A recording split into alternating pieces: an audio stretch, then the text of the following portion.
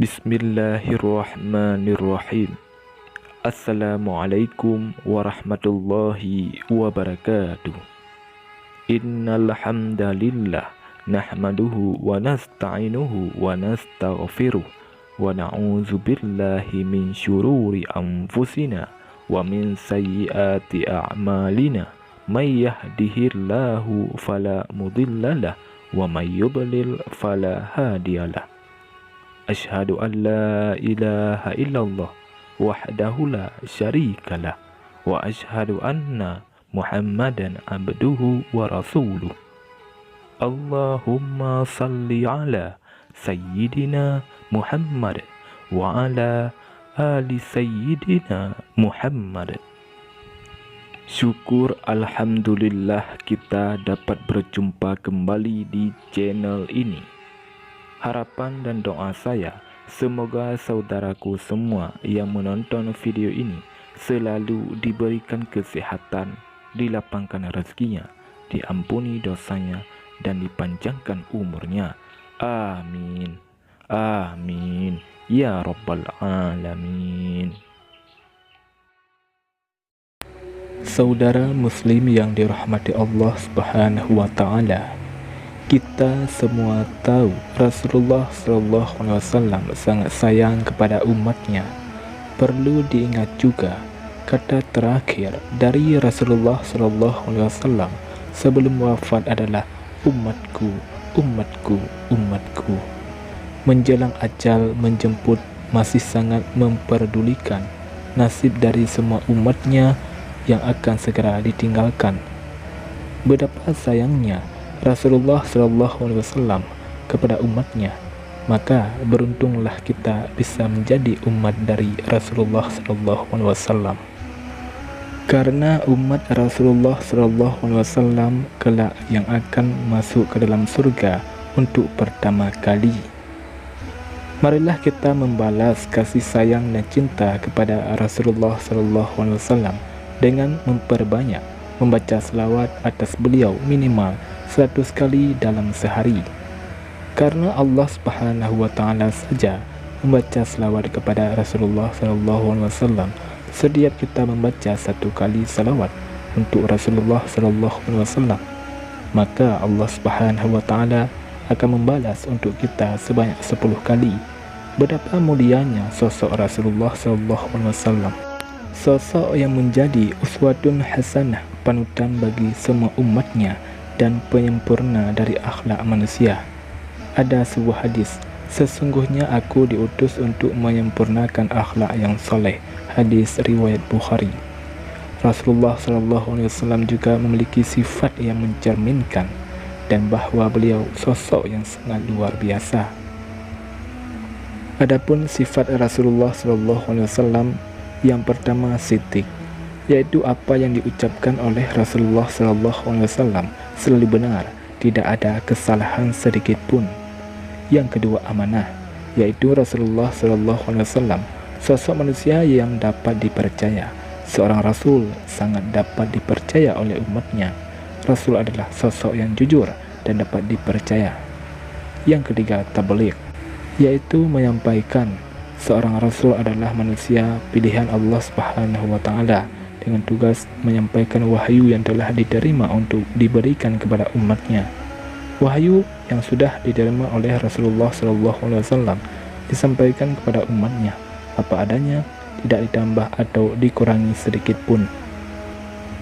Yang keempat, fatanah, yaitu cerdas. Rasulullah SAW adalah sosok manusia pilihan dari Allah Subhanahu wa Ta'ala yang mempunyai kecerdasan yang luar biasa, tidak pelupa dan tidak pikun. Sungguh sangat luar biasa Rasulullah SAW, sosok manusia pilihan dari Allah Subhanahu wa Ta'ala yang bisa untuk kita jadikan panutan. Di hari kiamat, hanya Rasulullah SAW saja yang bisa memberi syafaat kepada umatnya ketika hari akhirat sudah tiba. Lantas, apa saja 40 pesan Rasulullah SAW yang kita abaikan dan sering kita lakukan dalam kehidupan sehari-hari? Yang pertama, jangan tidur antara fajar dan isyraq saat muncul asar sampai maghrib dan maghrib sampai isya. Yang kedua, hindarilah duduk dengan orang yang bau badan, contohnya sering makan bawang. Yang ketiga, jangan tidur dekat dengan orang yang bicara buruk. Yang keempat, jangan makan dan minum dengan tangan kiri. Yang kelima, jangan makan makanan yang dikeluarkan dari gigimu. Yang keenam, jangan membunyikan sendi-sendi jari. Yang ketujuh, periksa sepatumu sebelum memakainya. Yang kedelapan, jangan memandang ke langit ketika salat. Yang kesembilan, jangan meludah dalam toilet. Yang kesepuluh, jangan bersihkan gigi dengan arang. Yang kesebelas, duduk atau jongkok baru kenakan celana. Yang kedua belas, jangan patahkan benda keras dengan gigimu. Yang ketiga belas, jangan meniup makananmu ketika panas, tapi kamu boleh mengipasinya. Yang keempat belas, jangan melihat kesalahan orang lain. Yang kelima belas, jangan bicara antara azan dan iqamah. Yang ke-16, jangan bicara dalam toilet. Yang ke-17, jangan membicarakan keburukan temanmu. Yang ke-18, jangan membuat temanmu marah. Yang ke-19, jangan sering melihat ke belakang ketika berjalan. Yang ke-20, jangan hentakkan kakimu saat berjalan. Yang ke-21, jangan terlalu curiga kepada temanmu. Yang ke-22, jangan pernah berdusta. Yang ke-23, jangan membaui makanan saat memakannya. Yang ke-24, bicara yang jelas agar orang bisa memahami. Yang ke-25, hindari bepergian sendirian. Yang ke-26, jangan memutuskan masalah sendiri, namun berkonsultasilah dengan orang-orang yang lebih tahu. Yang ke-27, jangan bangga diri. Yang ke-28, jangan sedih dengan makananmu. Yang ke-29, jangan besar mulut. Yang ke-30, jangan mengusir pengemis. Yang ke-31, layani tamumu dengan baik dan sepenuh hati. Yang ke-32, sabar ketika dalam kemiskinan. Yang ke-33, bantulah perkara kebaikan. Yang ke-34, pikirkanlah kesalahanmu dan bertobatlah. Yang ke-35, berbuat baiklah kepada yang berlaku jahat kepadamu. Yang ke-36, qanaah atau hidup dengan apa adanya. Yang ke-37, jangan tidur terlalu sering karena dapat menyebabkan pikun. Yang ke-38, bertaubatlah setiap hari dengan membaca istighfar minimal 100 kali. Yang ke-39, jangan makan dalam keadaan gelap. Yang ke-40, jangan makan dengan mulut penuh. Saudara muslim yang dirahmati Allah Subhanahu wa taala, itulah perbuatan yang bisa kita amalkan dalam kehidupan sehari-hari. Walau sepertinya terlihat sepele, akan tetapi jika dilaksanakan akan sangat berpengaruh pada diri kita sendiri. Misalnya, kenapa kita tidak diperbolehkan berbicara di dalam toilet? Kenapa kita diharuskan membaca doa sebelum memasuki toilet? Karena toilet itu adalah tempat tinggal bangsa jin.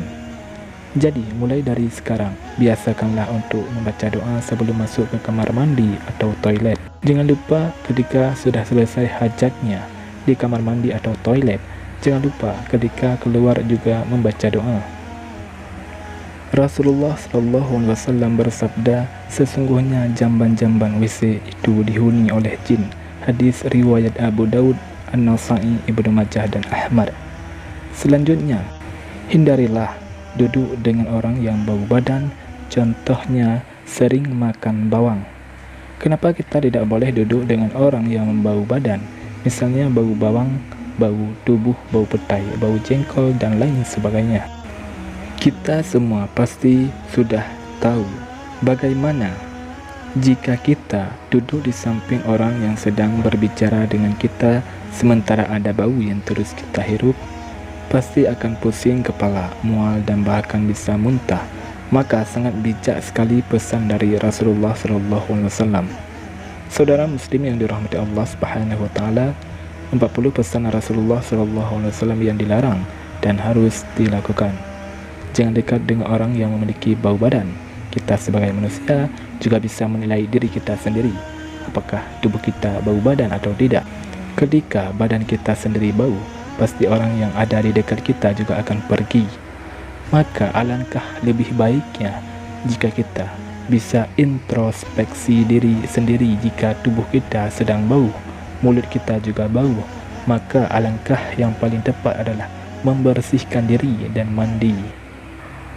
Saudara muslim yang dirahmati Allah Subhanahu wa Ta'ala, bagi saudaraku semuanya, jika ada kata-kata yang menyinggung perasaan, maka saya minta maaf sebesar-besarnya. Bagi Anda yang sering melakukan hal ini, tulis di kolom komentar. Dan kita semua senantiasa memperbanyak bersalawat kepada baginda Rasulullah SAW setiap hari. Semoga kita semua menjadi umat yang mendapatkan syafaat dari Rasulullah SAW di hari kiamat. Amin ya rabbal alamin. Wallahu a'lam bishawab. Assalamualaikum warahmatullahi wabarakatuh.